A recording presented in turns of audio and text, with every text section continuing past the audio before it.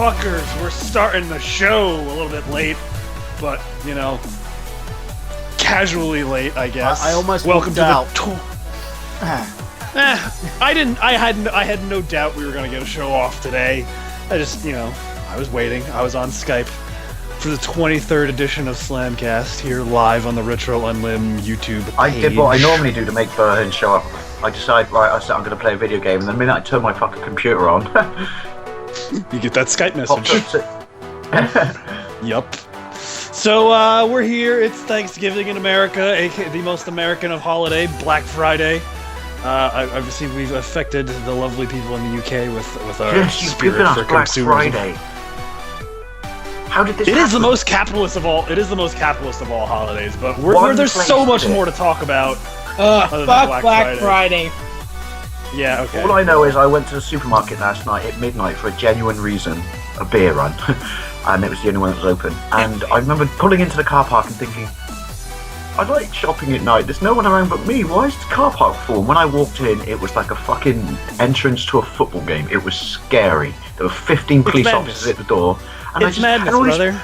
All these people were lined up, like with trolleys and shit, waiting. And I'm thinking, it's capitalism's greatest holiday. It's capitalism's greatest holiday. Let's move on, though. I did be a prick though when I walked by the bloke at the end and said, "You know, you're not getting anything, don't you? You're too late." Yes, indeed. Okay, I'm that nice so guy. what I was gonna say before someone goes off on a fucking tangent again, Jesus Christ. That's my job. It's in my contract. Yeah, it is. It's your fucking. Well, see, that's a segue, folks. We're gonna talk all about the tell-all interview that wasn't a tell-all interview to end all tell-all interviews. We're gonna talk about Survivor Series. We're gonna do an Ask Him. I'm gonna probably dig up an Iron Sheik tweet of the week to come across. And Dave's gonna talk about some stuff that Brandon's not gonna really care about. All that and more on the 23rd edition of Slamcast, live on the Retro Unlim YouTube channel. What's going on, Mr. Burhan? How are you, sir?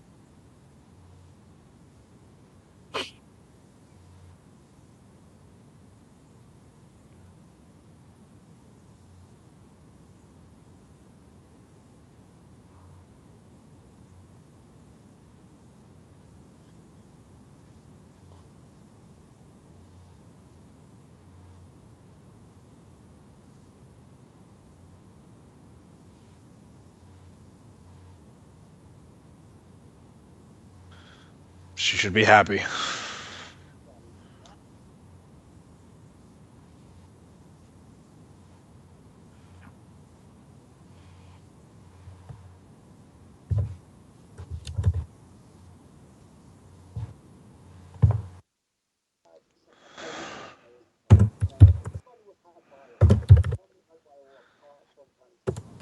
Well, I mean, again, that's the main event of the show. We're gonna do all about that, but I think we're not doing it. We're doing ourselves a bit of our fans and the people that listen to the show a bit of disservice if we don't discuss a major WWE pay-per-view, because that's what their Survivor Series is. It's the forgotten major, I call it, because the Royal Rumble gets a lot of hype because it's the lead into WrestleMania. WrestleMania is the granddaddy of them all. SummerSlam is the WrestleMania of the summer. Survivor Series kind of gets some, that's where I was trying to burp on that one. It's its own special, thing, because it always has the big elimination team match. It has its moments, but it feels like some of the years it gets the shaft as far as the major pay-per-views go. Yeah. It's that B-lister. No disrespect. Let's face it. The last major event really to happen out of Survivor Series was 2012 and the debut of the Shield. That was it. That was the last major thing. It's been really 2 years of relatively quiet Survivor Series is. It was good this Sirai. week. What's the plural of Survivor Series? Is Survivor Survivor Live. Sirai? Survivors. Anyway, anywho, I mean, does anybody have like a particular highlight of what they want to talk about, or do we just want to go right into it? Mm.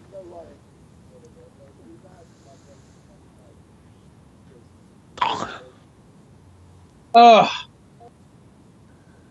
What a roundabout way of turning both of them heel. Hey, man. And that's pretty much what it Yeah. was. It might have Well, it's very a well roundabout- been the fact that. Oh, sorry, I would say that Again, it might as well have been, you know. This storyline is meant to continue the greatest storyline in WWE history of the last 2 years. And now it's sort of over with now. And underwhelming. Completely and absolutely underwhelmingly so. It's just kind of, I don't know what were you thinking. Yeah, it really doesn't make a sense. Like, you know, now the It's on Bellas paper are as working shit. together. Someone wrote this Yeah. idea down on paper, and why didn't someone else just immediately go, "What's wrong with you, man?" Well, here's the Really, thing. it really does. If you remember Brett and Owen had feuded. I don't know. No one really wanted to see that, but you had the opportunity. You got good matches out of them.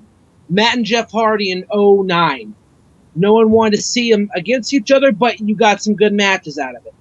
The Bella Twins, no, it was like no fucks given. So yeah. Well, I mean, at least I don't know. I really hate that that's going to be our Survivor Series lead-in is the Nikki Bella AJ match because let's get into I mean the main event.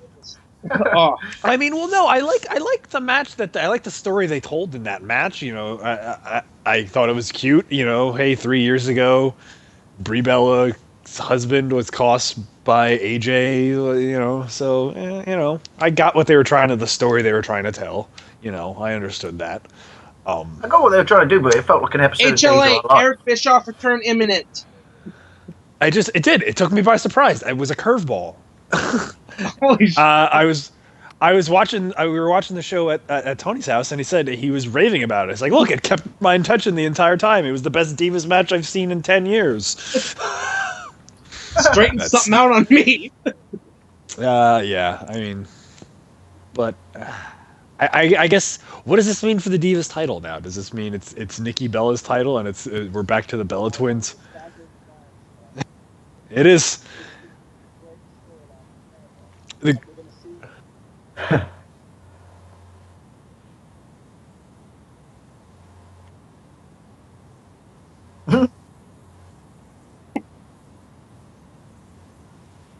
What?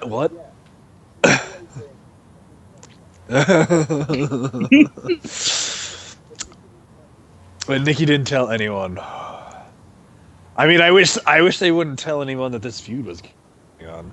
No, I'm glad it's over with. Like, we could finally suspend the belief that the Bellas don't actually like each other. Like, come on, they're twin sisters. They're like, there's nothing that's going to ever tear that relationship apart. Like, Twins, Basil, twins.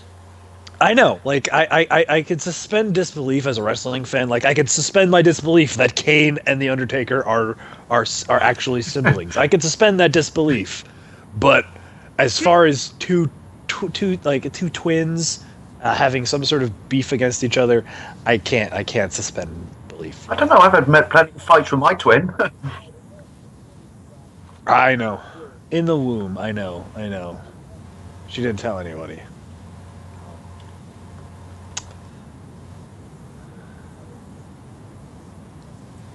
Is it me, or should they have really some more like competition for the Divas division? Because this is the best, storyline that they have.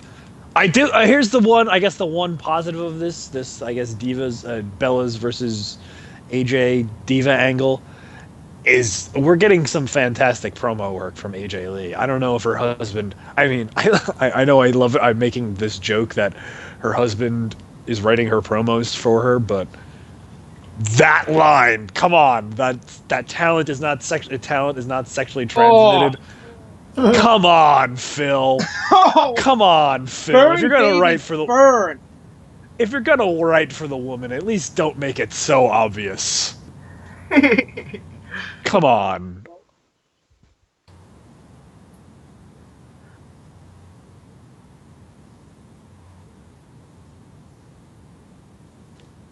Yeah. No, that doesn't surprise me at all, as we'll talk about in our feature segment later on in the show.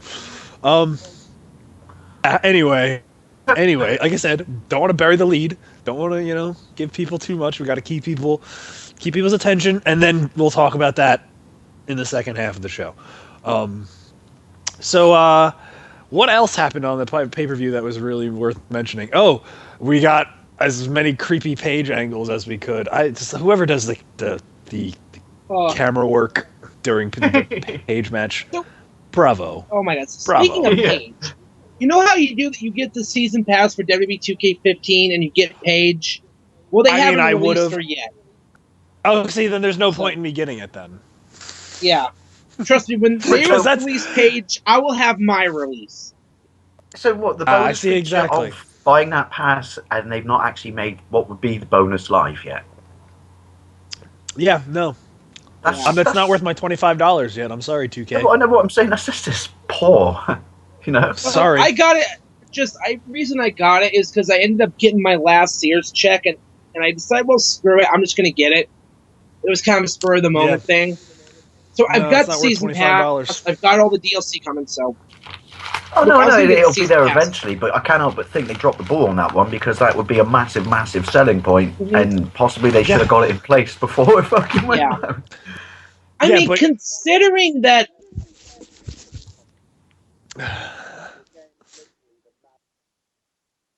Well, it's the only game in town.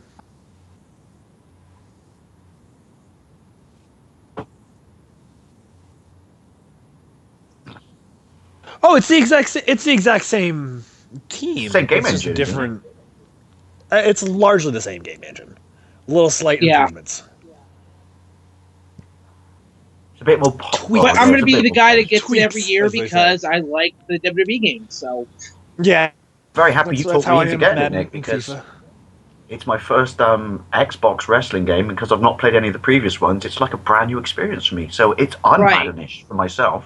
So, yeah, that's why I got it on the Xbox One, because I've played every iteration. I have every iteration of the WWE games dating all the way back to SmackDown 1. So.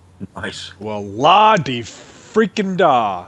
I want a picture of that all lined up next to each other on your shelf. Sorry. All right, so I'm trying to think of what other highlights from the pay-per-view there was. I mean, obviously Ambrose and Wyatt, they tore the house down. Oh my God, yes. It was just as you expected they would. Yeah, it was. I think there was any doubt. I mean, I don't think we need to break down the minutia of that match. Those guys have absolute. And I can't complain about the finish either. No, absolutely. It's set up for the next pay-per-view, so. Absolutely. It was class. And it's going to keep this feud going, and I'm all for it. Mizdow finishes on pay-per-view matches, that's how they work. Yes, that's great. Mizdow. I think that's the one moment where I think... Oh my God, yes! Doesn't get enough time. Finally. Holy shit. A true talent like Damien Mizdow is getting recognized for his exceptional efforts in the business. Oh my God. We want Mizdow. Oh, by the way, oh, sorry. Go on, Nick. I was going to say, the WWE Supercard update went live and they added the Survivor tier. There's a Damien Mizdow card. Boom. What's up? See, it's over. Yeah. It's a card game.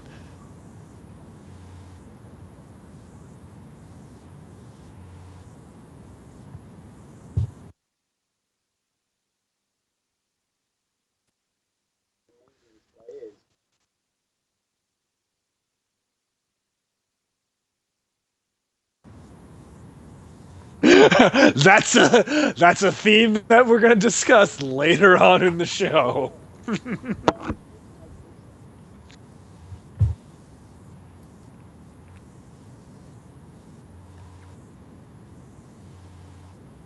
Yes.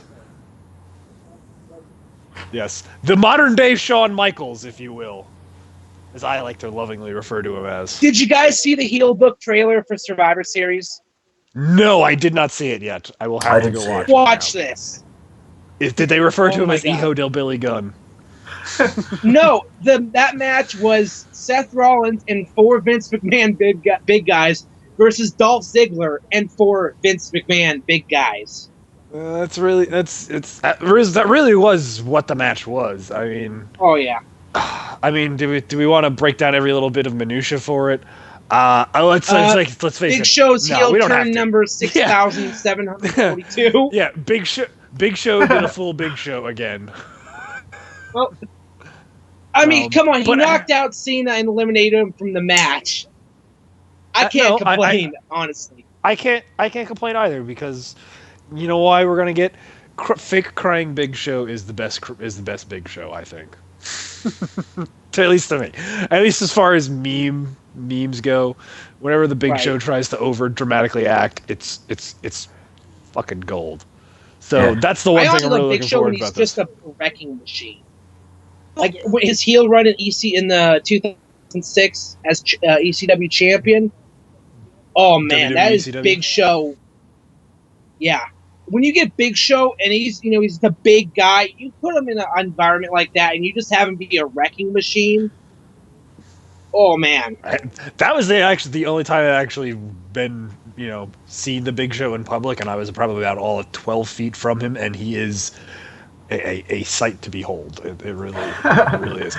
But yeah, I don't think anybody in the internet wrestling community now can validly claim after this Sunday that Triple H is trying to bury Dolph Ziggler, because he gave Dolph Ziggler every chance possible to shine in that match, and Ziggler delivered as only he could. And I mean, I mean, at this point, we've all seen it. We all knew what happened. It finally happened. We're talking about the elephant in the room. Holy shit. Yeah, we are. Yeah, I mean, he does this, he did this, and he did that on the pay-per-view, and I guess as they sell it as the commentators have been selling it, forever altered the course of the WWE universe. Oh my God. I mean, look, there had been rumors, I think you guys had been well aware, there had been rumors circulating on the dirt sheets that tonight was the night Sting was going to make his debut. What a fucking amazing debut, though. I have to say, what a debut it was. I know, and as it was happening, I did kind of feel this, like, awe-struck kind of feeling, like, that was the last thing that had to happen. That was the last really true unseen moment in wrestling. It was so well executed as well. It was surreal. Oh well, all right. It wasn't so well executed. It was executed in a good manner for what I think I thought it was absolutely brilliant. I've watched it about 5 times. Just it sends shivers. Mr. Retro Unlim gave me the match. And, I stood up. I was like, it was just when then when they're staring each other down in the ring for that long, and you just like fucking twat. Yeah, no, they were relishing that moment, and I think they both. And then when the crowd started chanting, yeah, I know it was. You were seeing a moment. It was obviously as soon as those pros hit. Oh my God! It's like. And that was it, and that's the last real moment that needs to happen in wrestling. I mean, what else can we need to see? I almost feel like I should stop watching wrestling, because we've seen Sting in a WWE ring. What else can you show me that I haven't seen before? It's a crossing the streams Ghostbusters moment, isn't it? Basically, it is absolutely. It is absolutely the crossing the streams Ghostbusters moment. I mean. Triple H. Look at all the WCW originals that have shown up into the WWE. You had, Goldberg, DDP. He was the franchise. All these, right? And Sting was that last guy. And then all this. I mean, they flew him in to, I believe, Kansas City, and then he went from there to because fans were going to be at the airport in St. Louis and they were going to see him, and it was going to spoil the surprise. As I just love the way, and as much as I'm not a fan of Michael Cole, the way he sold that, you felt like you just believed it, like you're seeing a moment, and his reaction just seemed so genuine. I think there was it's safe to say that probably a fair amount of adrenaline going on right there. You could see it. But I think there's one thing hair was they could have standing done up to on make my arm, back of my neck, like, oh my god, this is great. They should have done one thing that would have been the icing. Don't get me wrong, I loved it. I thought it was brilliant. But this would have been the icing on the cake. After he picks the bloke up, and tags him, uses the go when they're unconscious on the floor and tags him and gets out the ring. He corrects everything. He should have said to the camera before he walked away, "My work here is done." That would have been fucking brilliant. He doesn't have to say anything because he's a silent protector, a watchful guardian. Well, you look at the setup for Triple H and Undertaker going into WrestleMania 27. Not one word was spoken. Because those guys were so good. You're exactly right. They didn't need to say anything. They set up a match. They didn't have to. Triple H didn't have to cut a promo and say, "What are you doing here?" They didn't really have to mention it the next night on Raw. You knew exactly what was going on. It's like they don't even have to say it. It's Sting versus Triple H at WrestleMania 31, folks. Sting smoked that Scorpion Death Drop, and like with Triple H and the Taker setup, all they did, they stared each other down and then looked right at the WrestleMania sign. There's your I set. think that's the next time. I think that's the next time we're going to see Sting is come WrestleMania season. Well, actually, there's a rumor going around that Sting may be working more than one match, so he may work a match with Triple H early and then move on to Taker at WrestleMania. Because the plan at the moment, what's being stated is that he may be moving to Taker now. I say save it for WrestleMania though. Make it a massive, massive event. It will be anyway. But... 1 second. Ask him. Dave. I am being quiet. Dave. Sure. Ask him. Now, today's Ask Him is going to be asked by none other than Mr. Nick Horacek. Nick, give us our Ask Him for the week. Beautiful segue, by the way. Thank you. So I thought about it, and I'm thinking, wait a minute. I knew I could dig something up with this. So basically, with Sting debuting at Survivor Series, and most famously The Undertaker in 1990, and then The Shield in 2012, who were the other two superstars in WWE that made their debut at Survivor Series? Okay, well, say that. We already know one. Again, Mr. Nick Horacek. Right. With Sting debuting this year at Survivor Series, and most famously The Undertaker in 1990, and then The Shield in 2012, who were the other two superstars that made their debut at Survivor Series? So, ladies and gentlemen, you can answer that question by doing the following. You can basically go onto the Facebook page, facebook.com/Unlim Radio, to answer the question, or you can answer it from my Facebook page, of course, Twitter @Michael Burhan, and of course you can send your answers on the postcard or leave a comment in our comment section by clicking on our YouTube channel, youtube.com/Unlim Radio. And that's our Ask Him for the week. And as we continue with that, now Mr. Sexy Biscuits, continue your combo. I was just saying, if they're going to put an extra fight in before, I just think riding on his amazing, reveal and introduction, I say make it a massive, massive, massive event and make his next big fight at WrestleMania. I think it would just be insane. I think if they, how shall I say this? If they whip it out a bit too early, it might. Well, it will still have the impact because people love Sting, and this is a great, great moment that he's coming to the WWE. But I say make it a fucking huge, massive event and save him for WrestleMania. I think if they wanted to do Sting and Taker, I really think the moment on that was past. I think the moment on that was perfect to do it in Atlanta, put Sting in the Hall of Fame, put him up against The Undertaker, and then, of course, have him lose, but in Atlanta. Well, yeah. I think now that the Undertaker at WrestleMania doesn't have that same appeal, like after Brock Lesnar just think about it this way. Are you saying he's past his sell-by date? The same pay-per-view that the Undertaker debuted at, right? Survivor Series was considered a lackluster pay-per-view, even at one point being thrown around with the idea of discontinuing the pay-per-view altogether. Think about that for a minute. That's what I say. That's what I said. It is at times the forgotten major. Yeah. So this has given it more prominence, and the fact that I think Sting debuted here was to basically give him that shot at Taker. When Taker lost the streak, Sting was still wanting to face him. So I'm hoping. Well, because it's again two of the biggest names in the history of the business, two icons of their respective franchises. Going head to head, I mean, no one was more respected probably in the WCW locker room at the time of WCW than Sting, and nobody's more respected in the WWE locker room than Taker. That's, I mean, unanimous pretty much.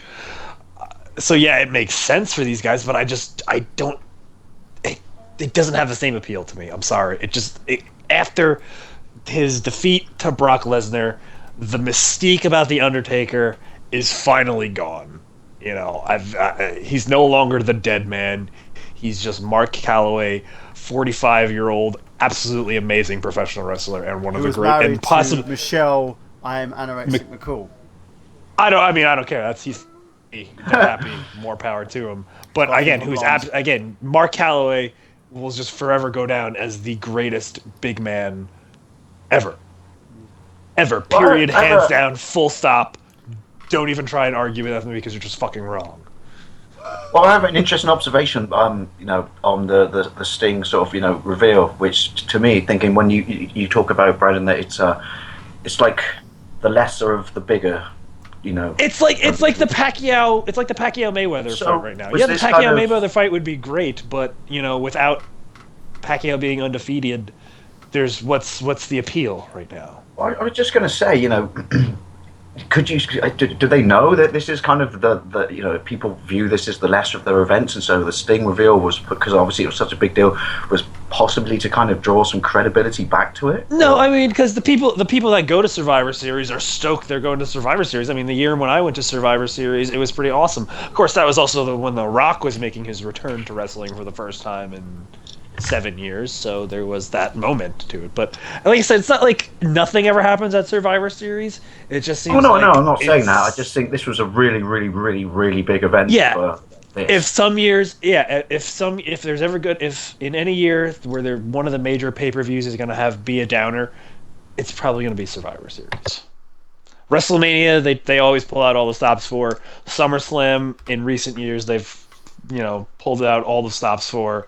Royal Rumble usually gets some buzz because it's the kickoff to WrestleMania season, and Survivor Series is just Survivor Series. It's where whatever is still left over from SummerSlam goes get. It's your turkey sandwich after Christmas Day, if you will. It basically is, or it's where transitional angles go, where the summer programs go to off. Or whatever someone is doing before the rare WrestleMania build, that's a really good start. It's like Daniel Bryan and the Wyatts. That was a great pre-WrestleMania angle.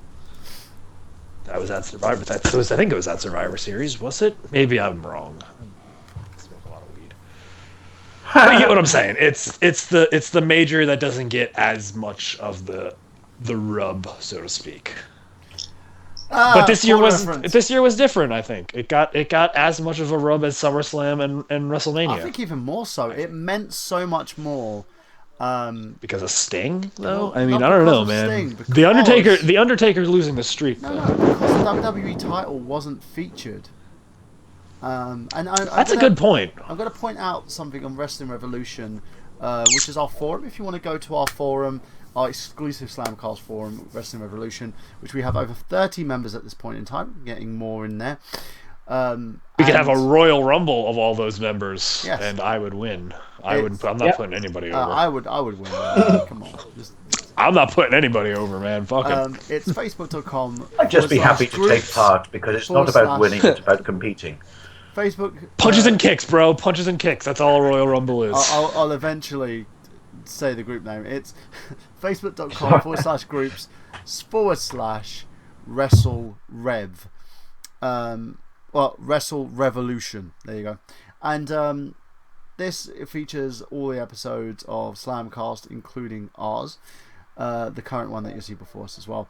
Now, and you get insights from us, if I'm ever going to post anything about wrestling or trying to get a general discussion going. That's where we usually post it. You want to talk with us, that's where we go. Yeah, so make sure you add your friends, family, well-wishers, sexy people, and also your ladies. Now, it's basically especially the ladies. Post that's made by Adam Khan, who said even though they have managed to keep going without the WWE title on TV and pay-per-views lately, it slightly makes you forget about the championship. This is true. Yeah. I think it's time for Brock to go. Yeah, no, you could definitely see that the people are it's kind of building towards that right now. I mean, it really felt like as great as a pay-per-view as Survivor Series was, and as great as a moment as Sting debuting, I felt like there should be more without, especially these last two pay-per-views, without a WWE title defense. It's kind of just been like, what's the point, What? Well, the thing is, I will point out the fact that we get Rollins and Ambrose at a pay-per-view headlining it, or we get Dolph Ziggler headlining a pay-per-view, which is something that we didn't usually get. And a lot of people have been clamoring for, too, by the way. I think my biggest problem with the whole thing is the fact that they've only put Cena against Brock. We're getting Cena Brock again at the Rumble. It looks like we're getting them again at the Royal Rumble, so that's my big problem with it. It's not Brock having the title and only defending it a couple of times. See, I think you should have a problem with that. I really think you should have a problem with that because, and I mean, I grew up in the days of wrestling where if a champion didn't defend the title within 30 days, it was stripped of him in the old territory rules. They thought if a guy didn't work for them for 30 days, they thought he was going to bolt. So, I mean, at this point in time, Brock Lesnar would have had the title stripped from him at least 4 times already by now. I mean, it's been, almost 4 months. But then again,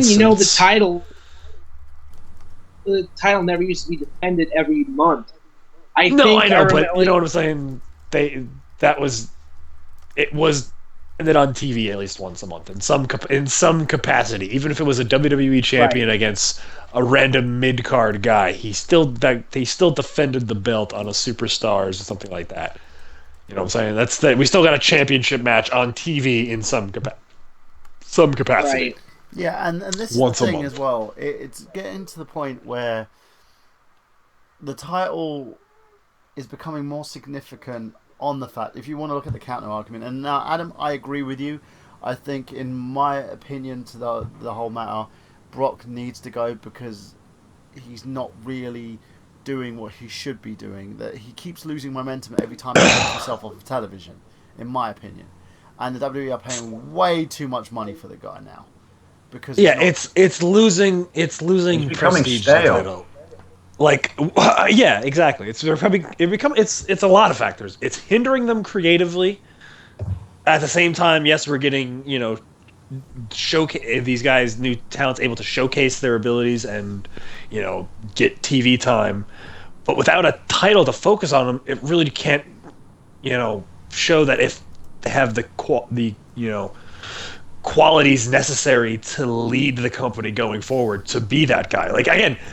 Putting the Money in the Bank briefcase on Seth Rollins doesn't exemplify the fact that you're going to put your title on him. Doesn't mean the fact that he's going to be a successful champion when he's champion. Just because this run is kind of entertaining, he needs the belt on him to truly show that if what he needs to work on. I think what you're trying to say, get better. He needs validation, doesn't it? Basically.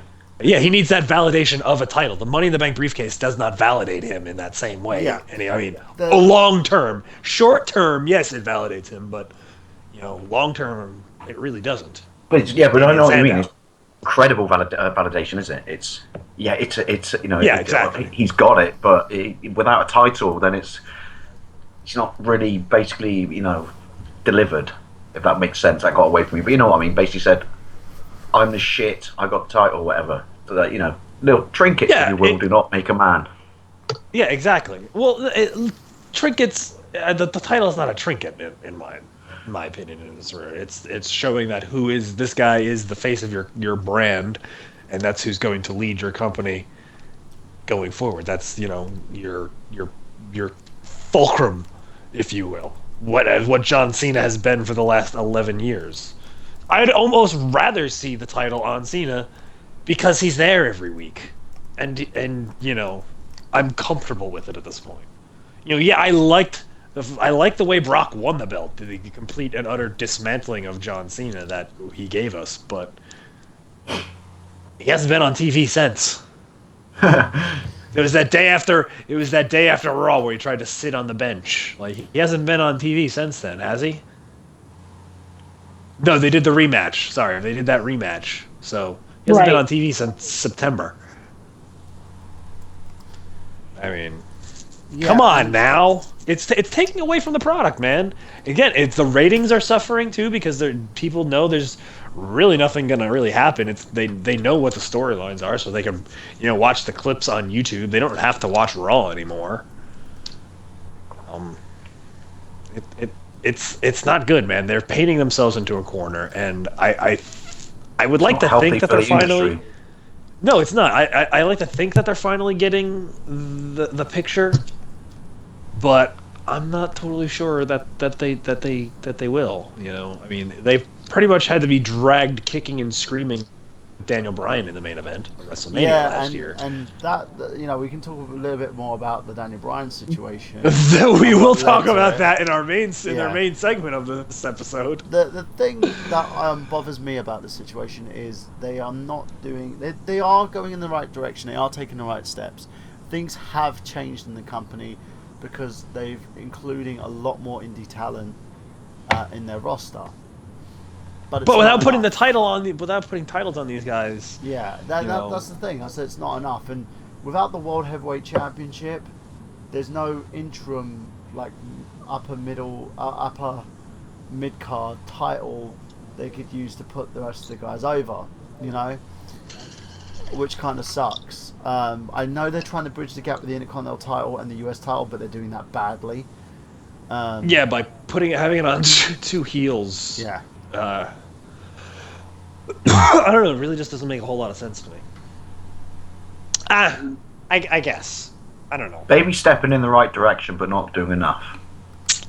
It's not enough. No, it's not. Right. Like, I would love to see Brock Lesnar's next appearance on Raw. Seth Rollins clock him over the head with the briefcase and pin him 1, 2, 3. Yeah, that's for me. That's it. They don't even have to have a match. When I was playing Universe mode, I had Brock Lesnar versus R-Truth, and I just kept hitting him with finishes. Because I was just like, fuck you, and, keeping the title. And I just allowed Truth and Rollins to have, like, some awesome matches. And this is the thing. They've got talent they can push to main event. R-Truth has worked in the main event and proven that he belongs in the main event. He's done a really good job with it. He did. I love crazy angry black man R-Truth. Yeah, it can't be shucking and jiving R-Truth. It's got to be crazy. It's got to be crazy Uncle Jimmy talking to himself. Crazy angry black man R-Truth. Seth Rollins is ready to be a main event player. Well, then this is the question for you guys, which is, if it was up to you for the direction to go in, what would you do? Who would you? I would have the next time Brock Lesnar shows up on Raw, have Seth Rollins clock him from behind with the belt or with the briefcase, cash in, put the title on Seth Rollins right now. I'm also talking about an underused or up and coming, or the people that they are starting to include, like the new indie ones. Who do you think should be propelled to the top or pushed to the top? Who would be really good for the audience and really good for the sport to reinvigorate it? If that makes sense.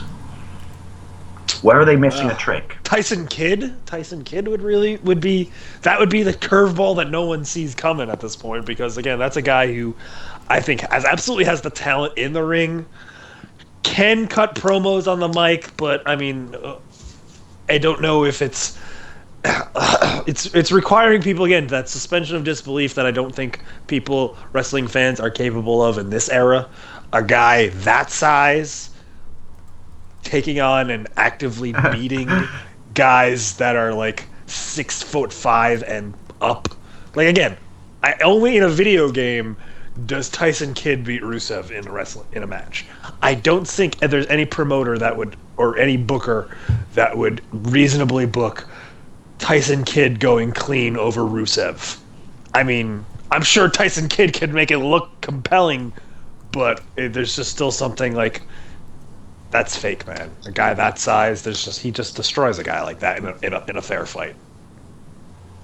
I think it's when professional wrestling is great. Glad to see it though. when that moment is when that line is blurred. When you think, oh well, maybe this guy can beat this guy in a fight. Oh yeah, we all like our underdog moments, don't we? Basically. Exactly, that underdog moment. For me though, this is the thing. You've got all these talents. If it was up to me to put the title on someone, I'd put it on Ziggler.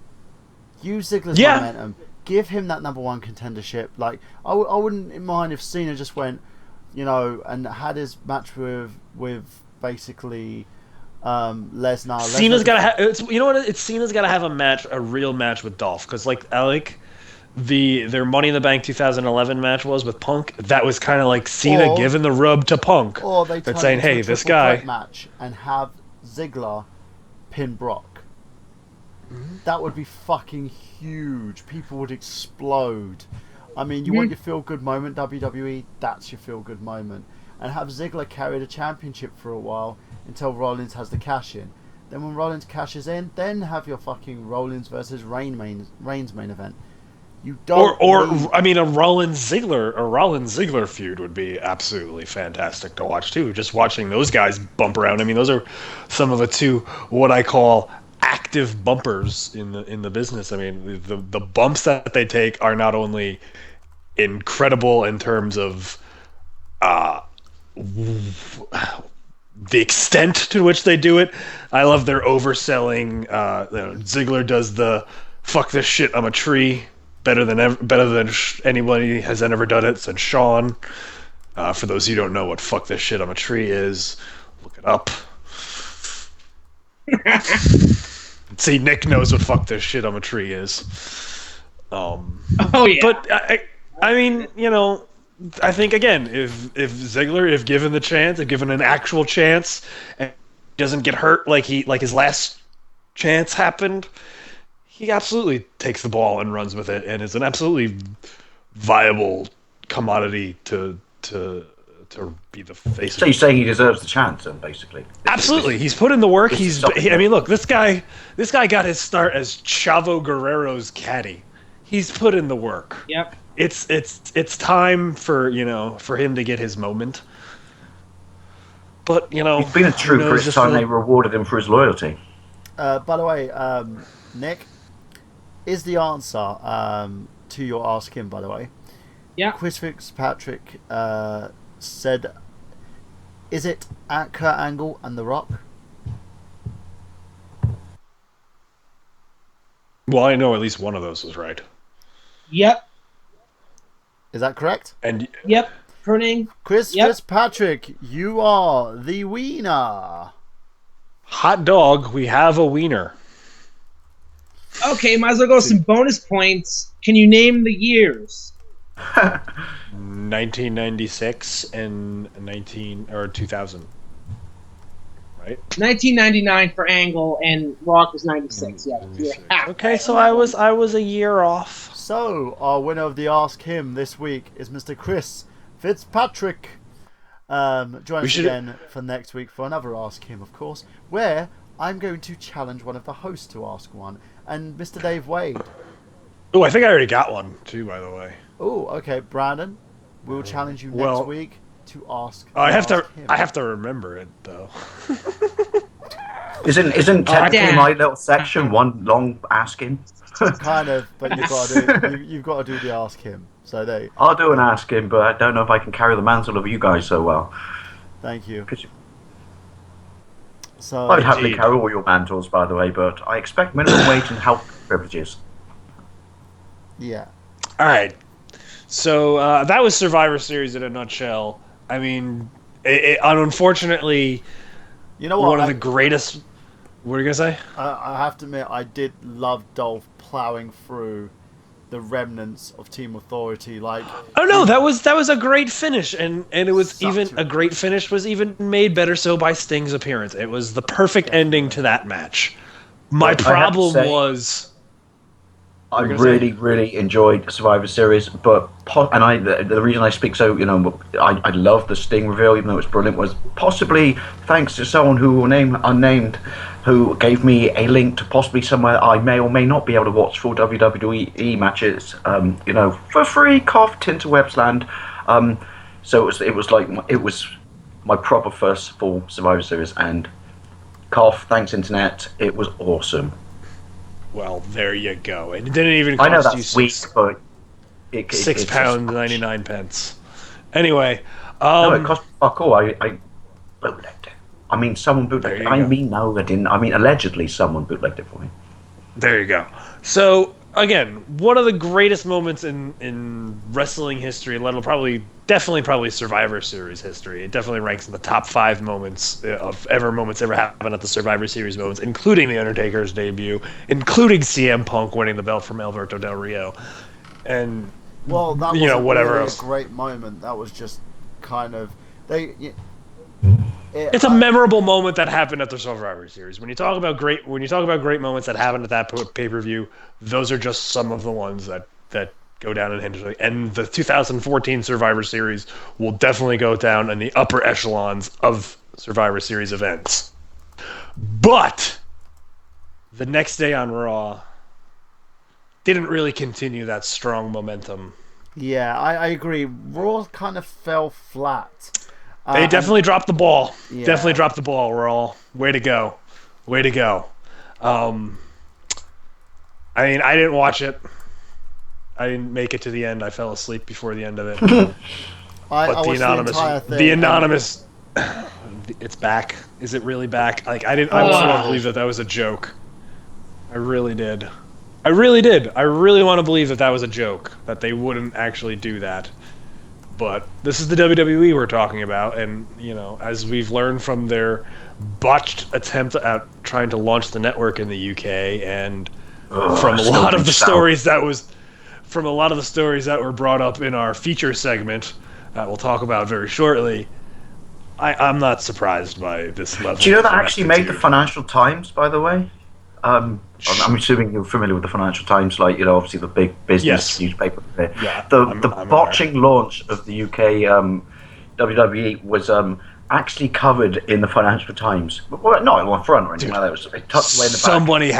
Somebody had to get fired, and I'm not just talking about like low-level staffer level. It said, as we talked about before, but when the Financial Times covers that and says, we know business, we know stuff. This was a monumental cock-up of epic proportions from a multi-million-pound company. How did they drop the ball, or who specifically? They said who dropped the ball this fast and hard? In a company that is one of the richest companies in the world, and yet they completely fucked up by not actually hammering out the sky first. Yeah. I mean, I hope somebody lost their job, and I'm not just talking at the staffer level. I'm hoping somebody like vice president level or higher lost their job for catering, ends up losing their job for no reason. I should have asked you about the network, Mr. McMahon. You shouldn't have asked me in the first place. I did catering. Yeah, really. I mean, I'm pretty sure heads must have rolled though after that. I don't have a BA in economics, and I knew that was a fucking terrible idea.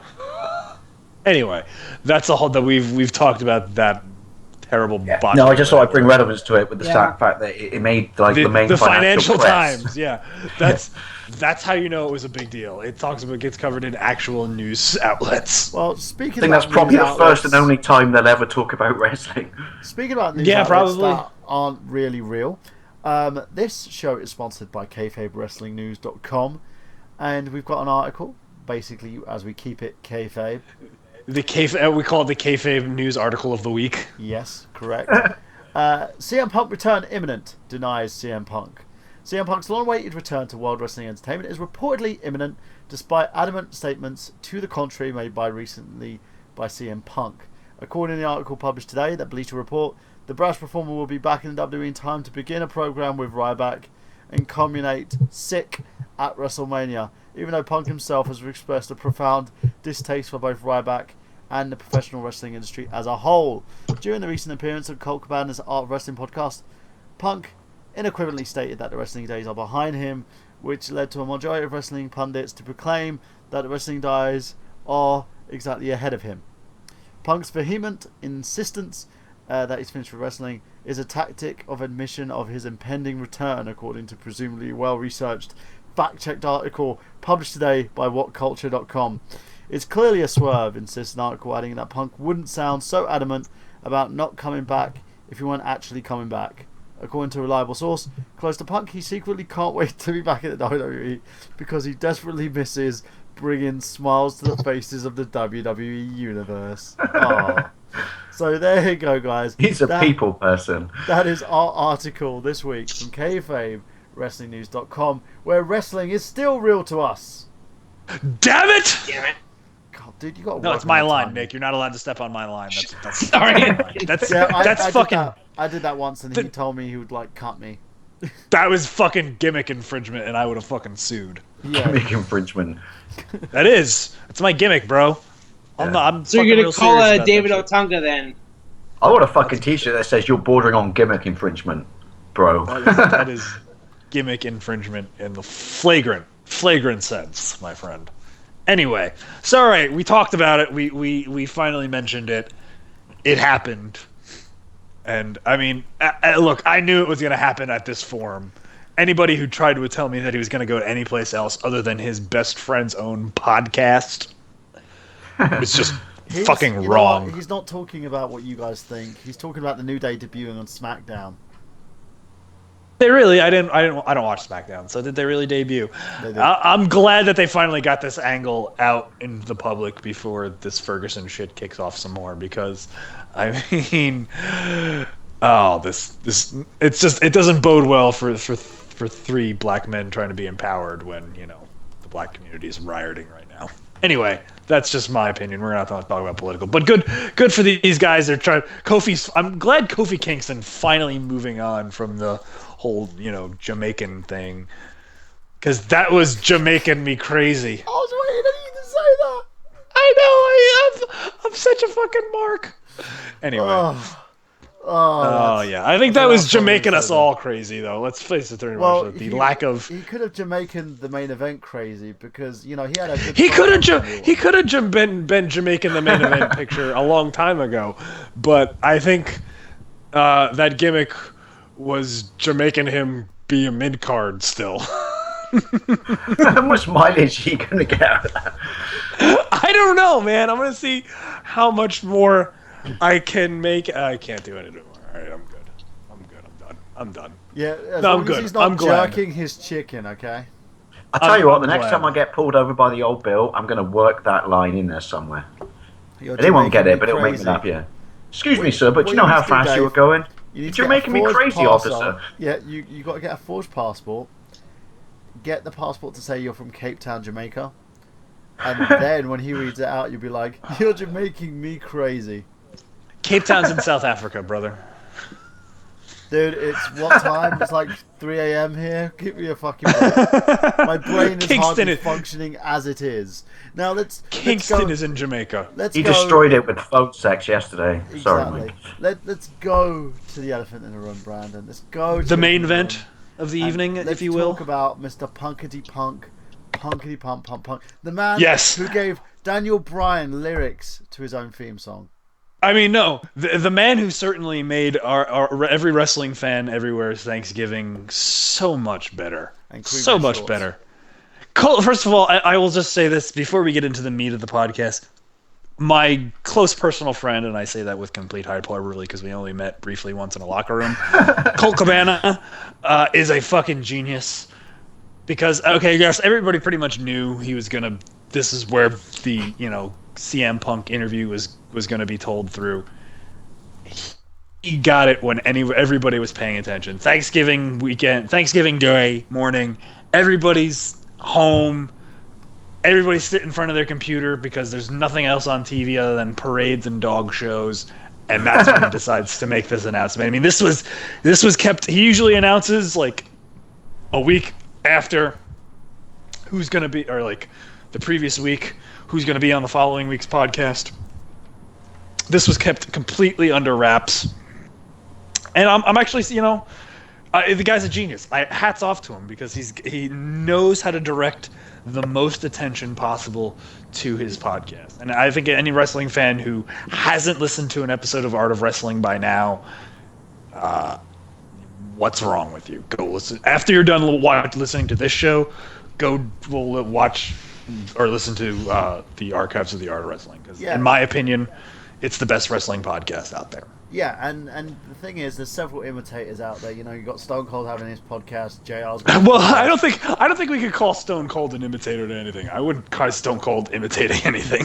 Well, at least to his face. He'd come open a can of whoop ass on us. Yeah, Steve. I would at least like to be invited one day to the Broken Skull Ranch. So, Steve, that's your beef is with Burhan. You've got guys like Jericho who steals this job fire. Anyway, and no, Chris Jericho actually invented podcasting. Yeah. Oh, yeah. Apparently. Yeah. But they bring nothing new to the table, and I think what Colt does, he does it he gives kind of something very different and personal. It's a personal feel to it. It doesn't feel like personality, isn't it? Yeah. Yeah, it doesn't feel at all produced in a lot of, like, I'm just talking about non-wrestling podcasts, dude. There's very few editing that goes on in his podcasts. Like, he doesn't censor, and very rarely censors his guests unless, like, someone says obviously something that, I think the word we're looking for here, which is why, not just wrestling but any podcast which sucks you in, is that the person is organic. Doesn't feel, to be honest with you, and I've said this to Cabana himself. His podcast is the reason why I started doing podcasting in general. So yeah.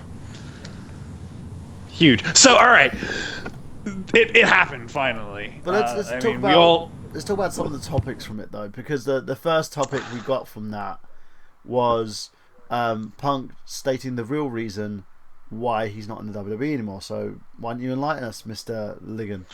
Well, he says that he didn't leave because he was frustrated with his creative position. He didn't leave because he wasn't going to be in the main event of WrestleMania, which was something that had been reported by all the dirt sheets. He was quite frank and honest and upfront. He said he was just burned out with the wrestling business. And I think I've been saying that pretty much since the day he left.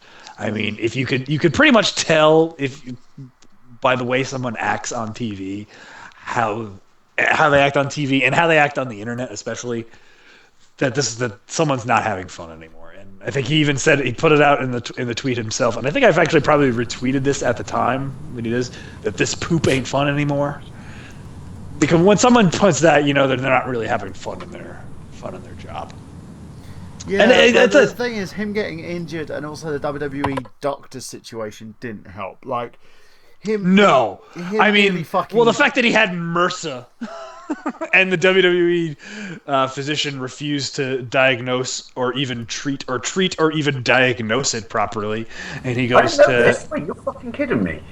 Oh yeah, no, they talk about this at length in the interview. Again, go watch the interview. Go listen to the interview after this podcast. Yeah, that's fucking shocking. Yeah, I mean, he was talking about how he had this towards the end of 2013. He had this strange lump on his side, and for a while it wasn't really bothering him. But over time, it grew worse, and where the lump was, it was right on the band of his tights. So at some point in time, it just became unbearable because he was always aware of it, and the WWE doctor wouldn't do anything about it, and it wouldn't offer him anything other than I thought they'd have the best fucking doctors in the world. I mean, they have a very good doctor, but at some, it's. There's something personal there. Do you think? You would. The way I'm not saying there is. I'm not making a story. I don't know because that's what I'm saying. I don't know because I'm not there, so I can't definitively say. I would certainly hope that someone in management, if they had a problem with somebody, wouldn't direct someone like a doctor to mistreat them. I'm pretty sure that's all kinds of violation of the Hippocratic Oath. Yeah. Oh no, I know, but it just boggles the mind that in a sport this demanding, with doctors that are there to fucking protect you and ultimately help, run the company because that's their product that they're protecting, turned a blind eye to that. That's shocking. I mean, the fact that number one, that a trained and licensed physician is unable to recognize something as one potentially fatal as a staph infection and MRSA, and B, the fact that they just didn't do anything about it. It was at best, at worst incompetence, and at best negligence, and maybe a little bit of both. Can you be negligibly incompetent? Yes. Yeah. Yes. The real phrase. Is that a legal now. term? Just coined it. Negligibly incompetent. It's shocking. It's someone's health, and what do they do? Just say fucking, it's right, mate. Like high school, your gym teacher, just run it off, mate. It'll be alright. Don't worry about it. Well, the real thing that made me laugh about this whole situation was he says normally when something like this happens, the doctor cuts it out, everybody stands around it and records it on their phones. It's like a ritual in wrestling locker rooms. Like, it's cool. Like, oh wow, this guy's gonna get something cut out of him. Awesome! I gotta record it so I can show everybody. I'm not gonna lie, I'd watch it. I would too, because it's a wrestling thing. As long as you give me the same painkillers when I have my legs stitched up. I would be right there with my phone and the other guy's phone, as I'm actually turning on my phone now. Yeah, I'd be right there with it. But, you know, again, it was the shocking level of incompetence that was really revealed. I still hope this doctor's not currently employed by them now. I believe they released a statement, didn't they, about that doctor? Did they? Because that's pretty damning. Sorry, you see what I did there? Yeah, they did. I believe release a statement talking trashing the doctor afterwards. But I agree with you. Well, you know what that's called? That's called throwing a guy under the bus. Yeah, of course.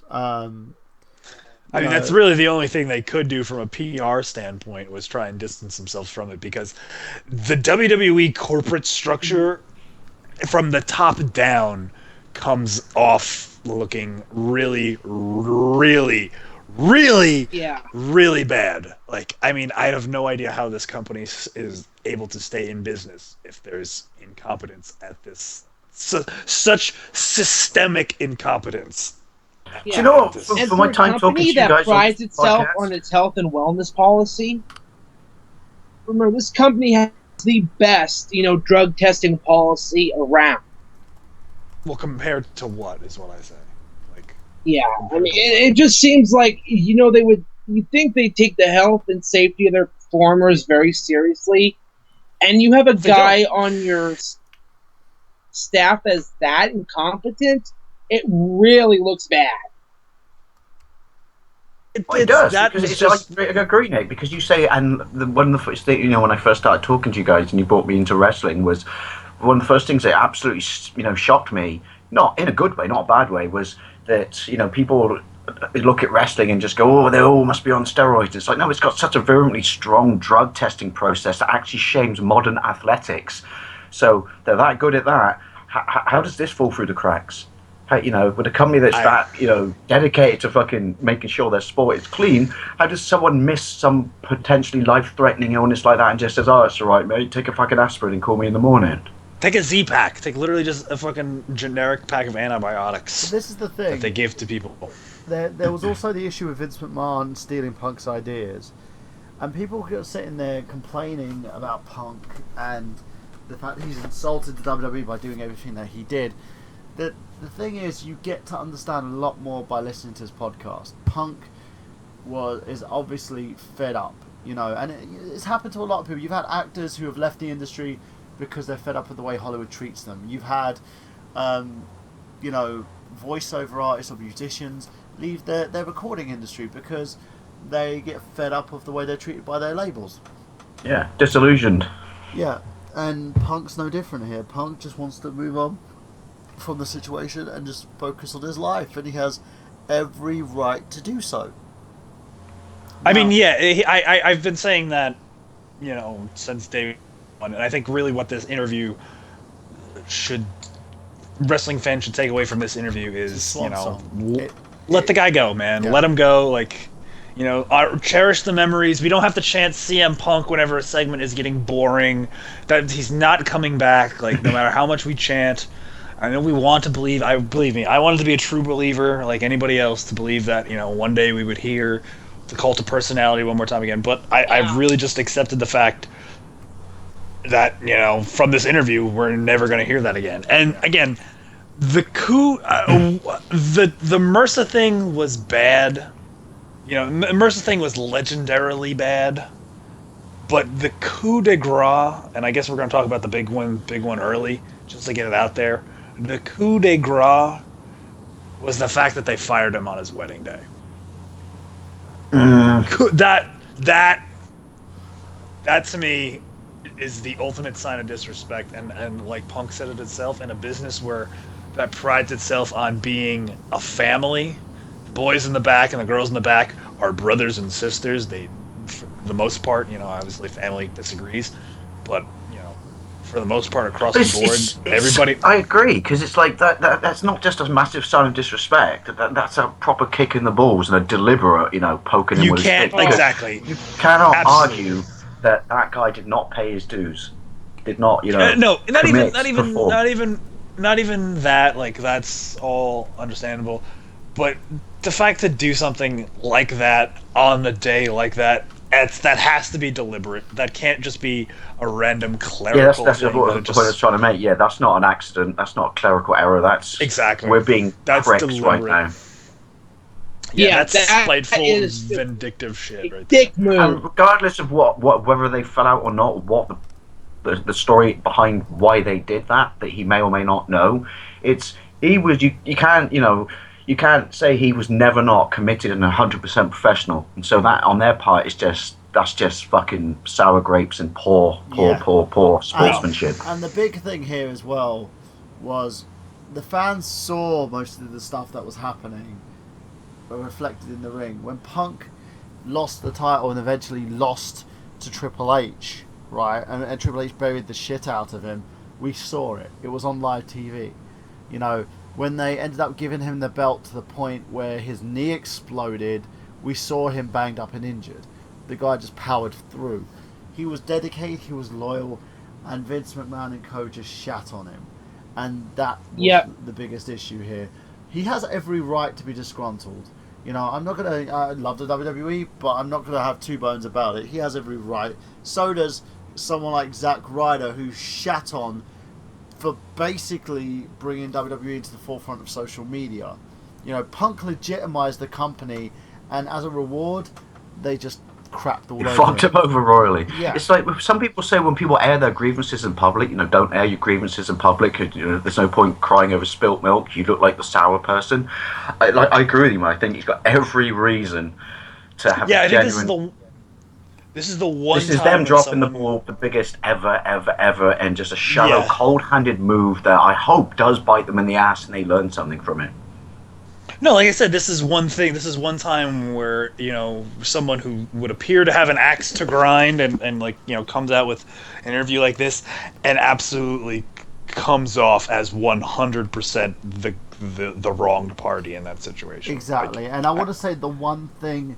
What Punk actually began the interview with, and the one thing that we're going to probably close this segment on. He said it's not a shoot interview. He said this is not a shoot interview. Not just that. And in fact, he goes, people complained that you can't change the wrestling industry just by sitting at home on your couch, and he begged to differ because he managed to change the push of Daniel Bryan within one fell swoop. Exactly. And absolutely. Everything that's been changed about the company, every person that's being employed now for the independents, that's all because of Punk. So no grinds about it, guys. He has done the right thing and he's managed to change the WWE for the better for the moment. There's a lot of things that still need work, and there's a lot of people who really shouldn't be shitting on wrestlers. Now, no offense, quote-unquote writers, let me tell you something. You're supposed to be a writer, and you're supposed to be writing fair and impartial stories about these guys. Instead of writing for them, you shit on them. And no one has the right. If you come from a wrestling background, you have no fucking right to judge anyone. And literally tell them how they should be pushed.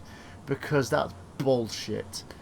And I think Vince and Co. really need to think about this before they start ruining anyone else's career, because in the end, look at Cesaro. Look at all the guys that are still suffering from this because people don't trapped know in mid-card hell. Yeah. I mean, like, I think if the one thing we could all take away and really should all take away from this is, you know, I just had a fucking thought and I just lost it. God damn it. The one thing we're trying to take away from this. I know, and I had it, and then as I was saying that sentence, went completely out of my fucking brain. And I'm gonna come up to it, and I'm gonna just exclaim it in the middle of the podcast. Like I said, up until the whole firing of being fired on his wedding day, I fully believe that this person still had it in their heart, the flame and the passion for the business. But as soon as he made mention of being fired on his wedding day, you could just tell the tone of the interview changed, and he got a little bit more serious, because up in that point in time, anytime he would said something negative about somebody, he immediately covered up with a positive, like saying the whole Batista thing was like positive, that he felt negative about that. He's like, I don't feel anything bad towards negative. He did what we all do, Dave that kind whatsoever. of natural disclaimer we do. But he immediately paired it with not only with just how he feels about it, but actually backed it up with an actual fact. Like he said, Dave and I, Dave and I get along fine. Like I couldn't be happier for anything but Dave. Like, Dave sat on that couch right there, like 3 weeks after it happened. Yeah. So But the thing about it was that he had an issue because the part-timers were coming and stealing people's jobs, and that's legitimate. You can't. And then when they changed over to the network from pay-per-views, Punk was the first person to ask, how are we going to get paid, and was ignored. The fact is, Punk may be a smart ass, Punk may be an asshole, but at least he's the guy asking the questions while everyone else is sitting in their ass twiddling their thumbs. It wasn't just for him, again, he said the best interest of everyone, wasn't it? Yeah. No, and again, what he said in on the interview, sums it up perfectly. If he feels that he's viewed at being worth $8 million a year, it's the WWE's prerogative to pay him as less amount of that, as far away from that amount of money as humanly possible.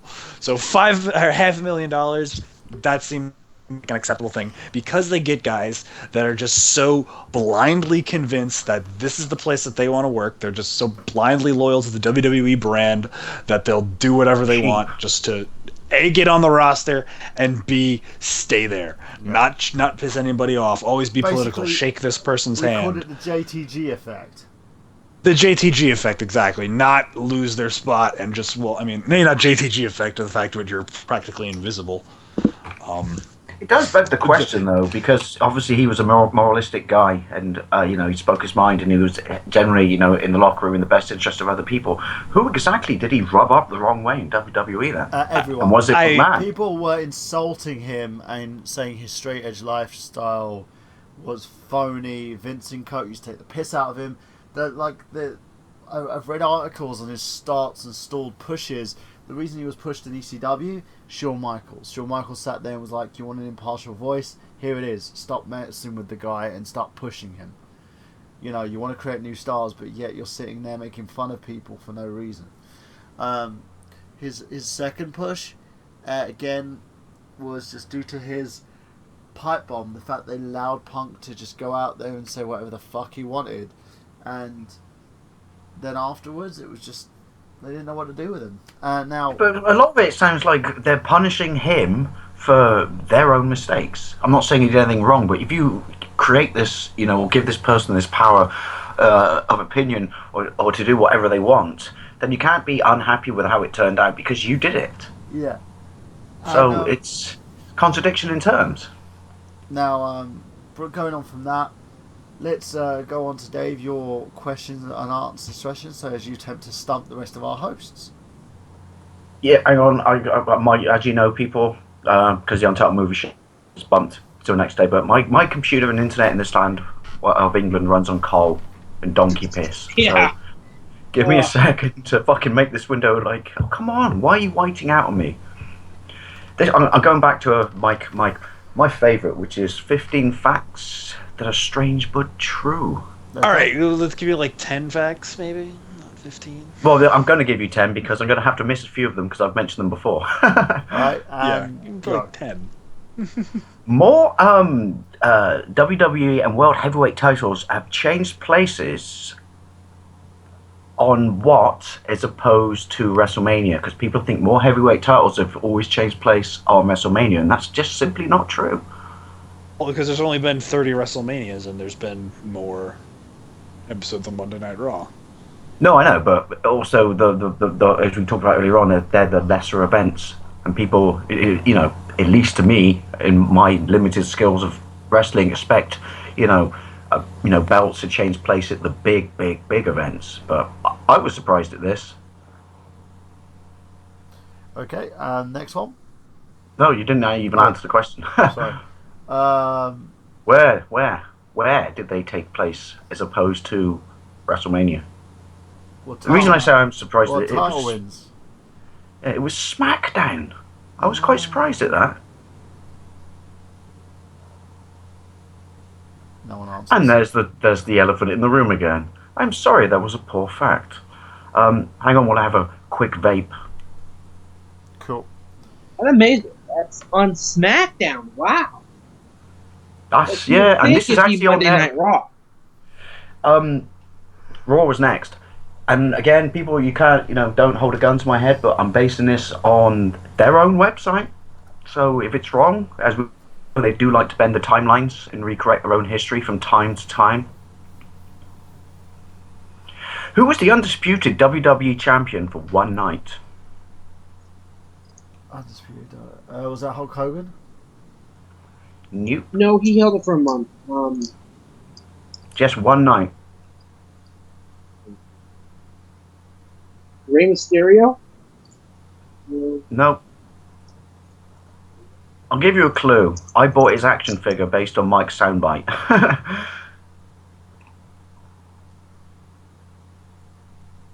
My client. Brock Lesnar. Brock Lesnar. This is... What's the only... How shall I word this without giving the answer away immediately in the question? We'll skip that one. It's too difficult for my brain to handle because I've been drinking. Who won the first ever WrestleMania match versus the Executioner? The Undertaker. Nope. Vader. Your powers are weak, Mike. You're losing them. Mankind. Tito Santana won the first ever WrestleMania match versus the Executioner. Oh, this is a brilliant one. I absolutely love this one. I'd like to meet the person, because I'm a statistics guy, who worked this out, sit down, buy him a pint, and observe how he works. You're not going to get this, but it's more of a fun fact, which is... How long does the average, on general, Royal Rumble match combatant last? 20 minutes? It's a lot less than that. I was very surprised. I think we forget that in TV land we watch specials and shit, so I was very surprised at this. Part of my brain just went, I could last longer than that, and I realised that I'm not a wrestler, I'm a skinny bitch, and someone could break me like a wishbone. But it's 10 minutes and 43 seconds. Wow. And if you look at the working out or the maths that this person did, they explain it all, and you're like, wow, to quote Austin Powers, oh no, I've just gone cross-eyed, Basil. But yeah, and like I said, I'd like to meet that person and just say, you've got the best job in the world. Some of us like you. Not all of us, but some of us. The Hart Foundation previously wore all black uniforms or variants that included what on the side? A heart. No, see, that's what I would have said, but it's actually really disappointing, and kind of a little bit. But dude, you're the Hart Foundation. It's a stripe. Underselling there, I think. Hart Foundation underselling. Oh, this one's brilliant.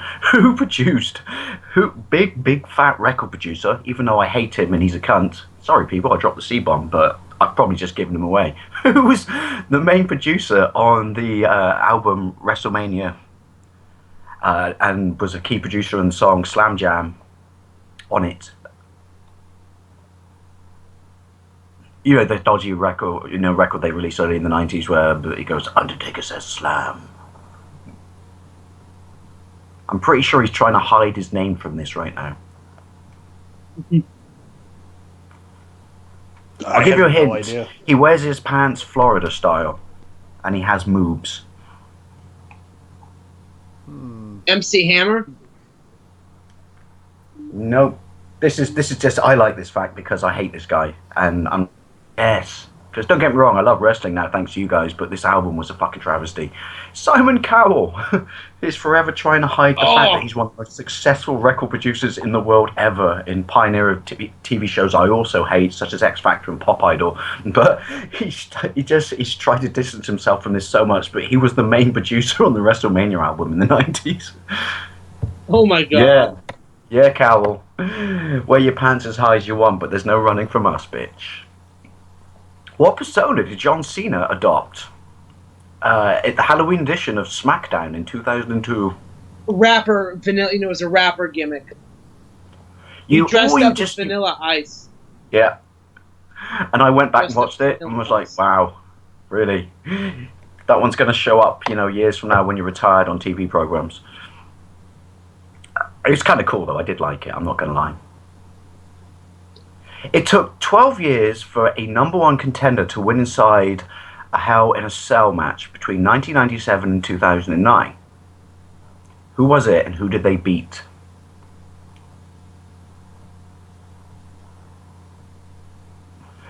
We talked... sorry, the person they beat we talked about quite a lot tonight. Batista beat Triple H. Nope.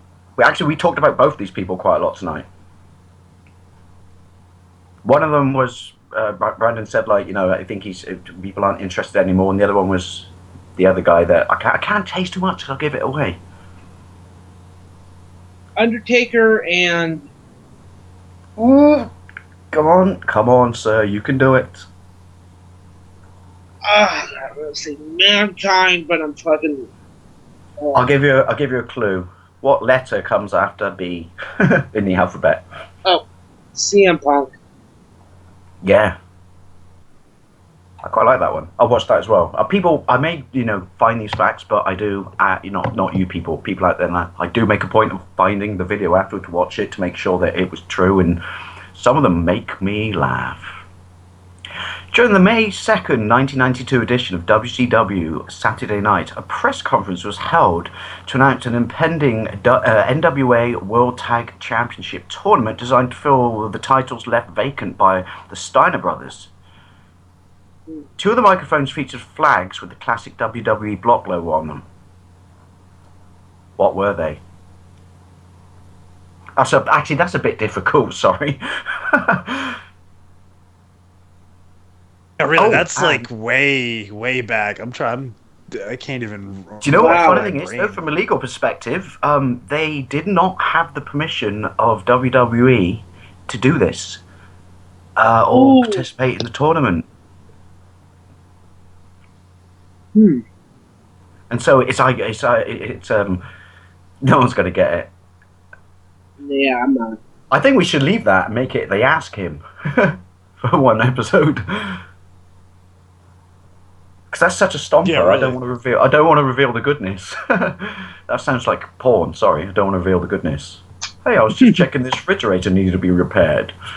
Let's see if I can go back and get my mouth around. Oh, that sounded terrible after saying the word porn. Let's go back and see if I can get my mouth around this first one. It's Paige. Paige, my mouth is reserved for you. Love you, call me. Don't beat me. Maybe a little. Creepy Paige moment of the week. It's mine now. You know that. Sorry, Road to restraining order. Yeah, I mean, you're taking it away from me. I'm allowed to do it because I feel that because it sounds terrible. Because she's English, I can abuse her. Sorry. You feel it. Fuck her right in the pussy. Oh, so I Oh, believe. I'll ask this one. This is one I can get my mouth around. Unfortunately, it doesn't have the word page in it, but I think I've asked this one before, but I know I've asked this one before. What's the only match ever at WrestleMania to end in a time limit draw?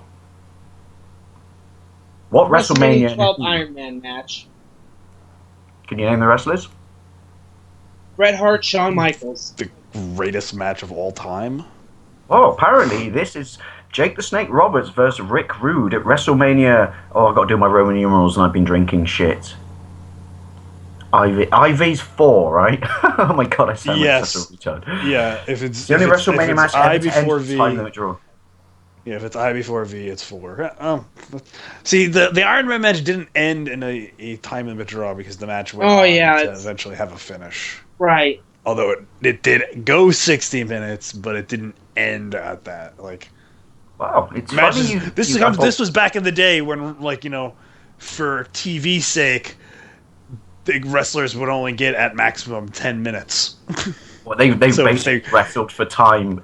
So yeah, if guys would go over their time, they would end the match right there. Time limit draw. They literally get cut off. Yeah. Wow. Nobody goes over. Yeah, man. I have one more, and I quite like this because it's funny. You talk about time. What's the fattest? What's the fattest? I like that. Not you, Paige. You're lovely. I think your hips are wonderful. Can I lick them? Sorry. What's the fastest title change ever on Raw? Bob Buck. Oh, no, that was a house show.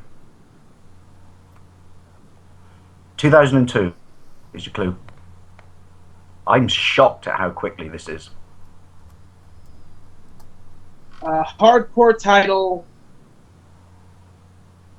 That's how I always change hands. Is this all Spectrum know titles? Do you know the wrestlers? Fastest title change ever on Raw that happened in 2002. We're not going to get this one, Dave. Name them. I'm stunned at this. This is fucking... Well, if I paid for it, I'd be annoyed, but I still think it's epic. 3 seconds is the fastest title change ever on Raw, and it was between Spike Dudley when he beat William Regal. In 3 seconds! What did he do? Did he fucking pull a gun out of his pants and blow him away? Well, I know what he did, because I've watched it since, but... Hit him with that great acid drop. That's one of those facts that just makes me smile for the wrong reasons. Do you know? If you were a speaking of a little Spike Dudley fact, me being the biggest connoisseur of hallucinogenic drugs on this show, just recently realized the fact that little Spike Dudley stands for LSD.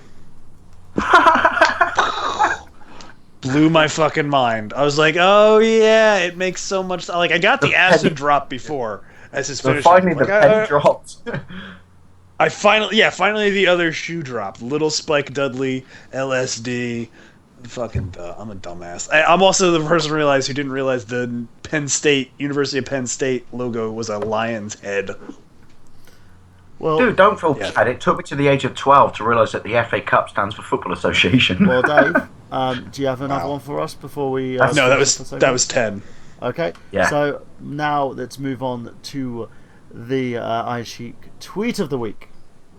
Yeah, this was really hard because I wouldn't say that the greatest living Iranian was out of form.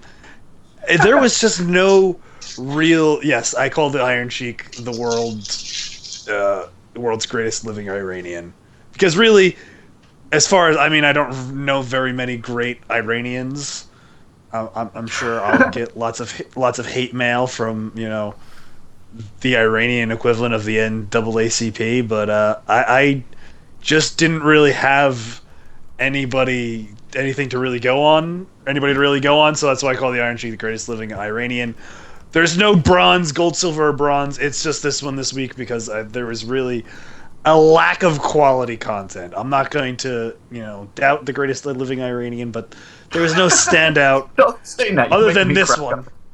Other than this one, well, he was obviously watching the American Music Awards. Goes, Iggy Azalea, you fucking pancake tits. You never win music. You deserve fucking suplex on your head. Hashtag AMAs.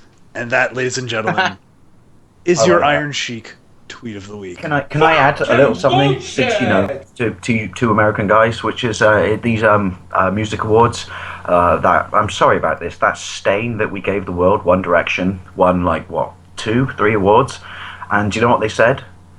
And I literally shouted this out loud, and everyone else in the room looked at me like a weirdo. But they go like, "Hey, America, thank you. You're our second home. Tell you what, America, you can fucking have them. Keep them." I don't know. I just want Gabby Agbonlahor to tackle one of those guys again, so he could get death threats, because I thought that was the most hilarious thing I've ever seen in my life. And then his manager, I think it was probably Roy Keane, legend Roy Keane, says, "Listen, mate, if you're getting death threats from a 14-year-old girl, there's really nothing to be afraid about." I told someone in Ireland once when I was in Dublin, which I guess technically is the wrong place to say it, my thoughts on Roy Keane when he walked out of the 2002 World Cup management position for Ireland. And a girl, aged about 12, let her mum's hand go and punched me in the face. Because apparently she was a big Roy Keane fan. True story.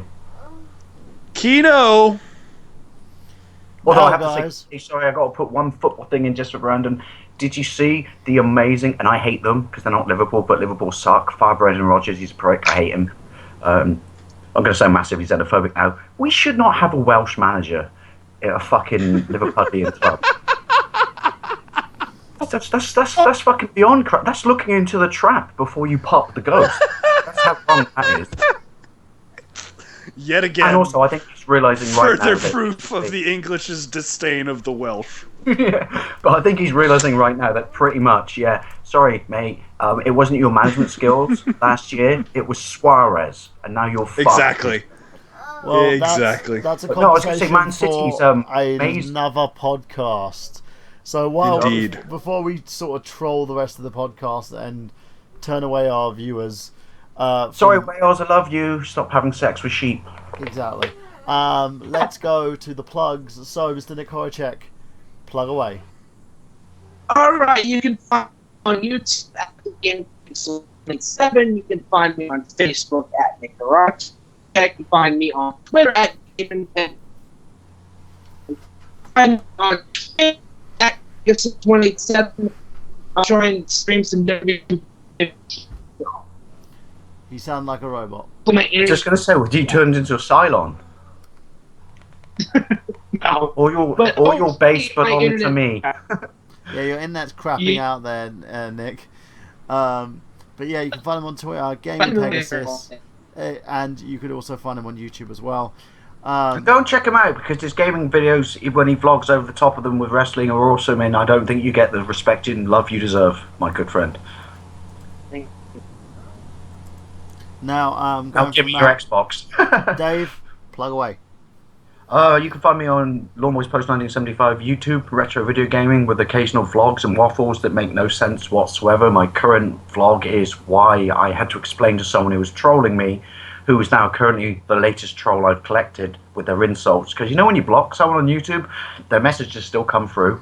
But yeah, I had to explain to someone that I don't wear a Habs jersey to look fashionable and let my fucking pants hang around my ass and be like a fucking emo kid. I support the Habs for a genuine reason. So did a vlog on that, but I'm currently it's knockoff week of NES and Famicom games. So I'm currently playing all the pirated games you can find on the Famicom and NES, and some of them are absolute stinkers.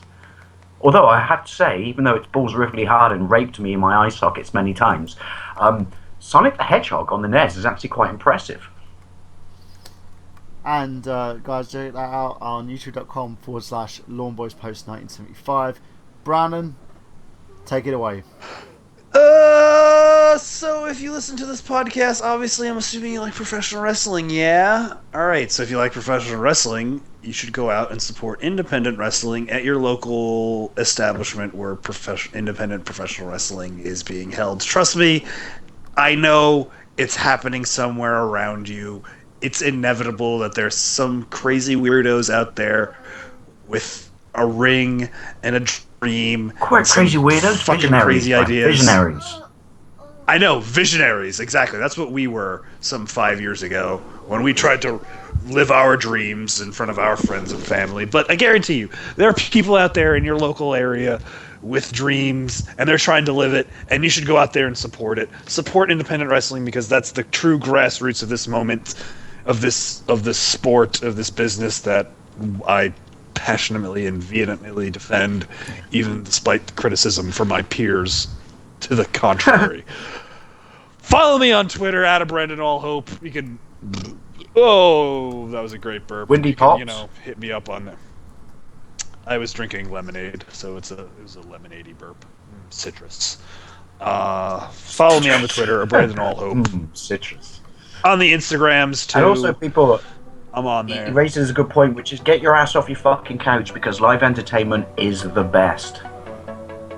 Exactly. Any form, any medium. Just go out and support. Just go out and support people, man. I guarantee you, it's like $10. Can't be anything more than $20. Hey, you might even get to see somebody that you watched on TV when you were a kid growing up. You're seeing people on the way down and people on the way up. It's a unique experience that only happens in independent wrestling. I mean, just this way, they don't see minor league baseball. Okay, yeah, maybe independent professional wrestling and minor league baseball.